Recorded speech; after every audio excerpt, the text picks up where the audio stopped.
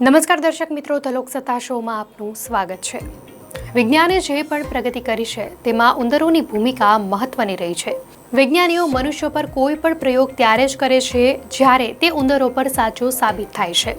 ખાસ કરીને મેડિકલ કે ફાર્માસ્યુટિકલને લગતા પ્રયોગો ત્યારે સવાલ એ થાય છે કે જ્યારે આ પૃથ્વી પર કરોડો જીવો છે તો પછી વૈજ્ઞાનિકો માત્ર ઉંદરો પર જ શા માટે પ્રયોગો કરે છે? ઉંદર અને માણસો એકબીજાથી ઘણા અલગ છે, પરંતુ તેમના જીનોમમાં ઘણી સમાનતાઓ છે। સાદી ભાષામાં કહીએ તો ઉંદર અને માણસના શરીરમાં ઘણી જૈવિક પ્રક્રિયાઓ અને પ્રણાલીઓ સમાન હોય છે। ઉંદરો અને માણસોના ડીએનએમાં લગભગ 85% સમાનતા છે। આ સમાનતા વૈજ્ઞાનિકોને ઉંદરો પર કરવામાં આવેલા પ્રયોગોના પરિણામોને મનુષ્યો પર લાગુ કરવામાં મદદ કરે છે।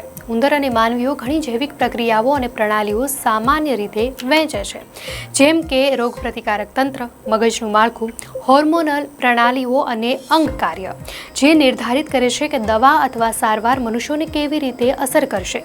ઉંદરો અને માણસો વચ્ચેની સમાનતા ઉપરાંત વૈજ્ઞાનિકો લેબમાં ઉંદરોનો ઉપયોગ કરવા માટેનું બીજું કારણ છે, એટલે કે તેમના પર કોઈ પણ પ્રયોગની અસર ખૂબ જ ઝડપથી થાય છે, જેના કારણે વૈજ્ઞાનિકોને દવાઓની અસર ઝડપથી માપવાની તક મળે છે। લેબમાં ઉંદરોને નિયંત્રિત વાતાવરણમાં રાખવું સરળ છે। અહીં તેમના આહાર, જીવનશૈલી અને વર્તનના તમામ પાસાઓ પર સરળતાથી નજર રાખી શકાય છે।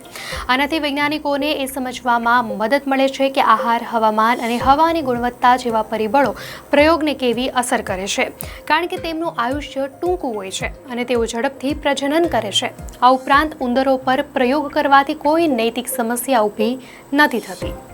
દર્શક મિત્રો, આ માહિતી આપને કેવી લાગી? આપની પ્રતિક્રિયા ચોક્કસથી જણાવશો।